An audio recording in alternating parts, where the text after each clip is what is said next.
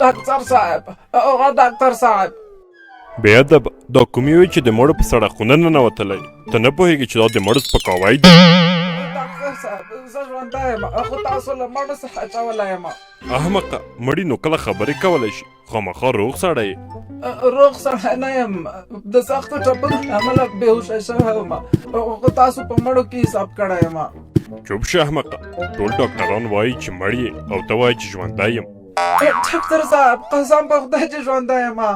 احمقه ډاکټران پوهېږي که ته چې ډاکټران وایي مړ یې نو بس مړ یې ډاکټر صاحب ته خو مې یو ځل له دوی څخه تر وباسه بیا به خپله وګورې چې ژوندی یم چوپ شه بې ادبه ارامه پرېږده مړی خبرې نه کوي که ژوندی هم یې اوس په مړو کې حسابي ډاکټر صاحب خیر د ما تر وباسه واړه واړه بچي لرم ښه سمه ده راباسم دی خو یو شرط لرم